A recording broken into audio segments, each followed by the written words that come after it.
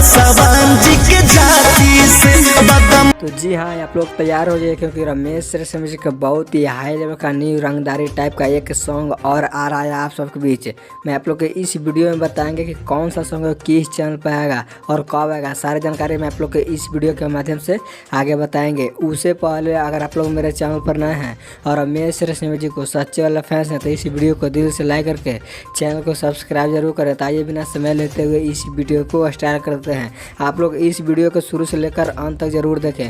तो आप लोग के बता दूं कि जो रमेश रेशमिया के न्यू सॉन्ग आने वाला है उसका अभी पोस्टर रिलीज नहीं किया है, लेकिन आप सबके बीच 2 से 4 दिन के बाद पोस्टर रिलीज कर दिया जाएगा क्योंकि रमेश रेशमिया जी ने अभी बहुत सारा सॉन्ग का शूटिंग कंप्लीट करने में लगे हैं। आप सबके बीच बहुत जल्द आने वाला है। तो आप लोग कितना एक्साइटेड है इस सॉन्ग को आने में, आप लोग इस कॉमेंट के माध्यम से अपनी राय जरूर दें। और अभी तक मेरे चैनल को सब्सक्राइब नहीं किए हैं तो सब्सक्राइब कर ले। तो जैसे ही कुछ न्यू अपडेट मिलता है तो मैं आप लोग को इस चैनल के माध्यम से वीडियो बनाकर बता दूंगा।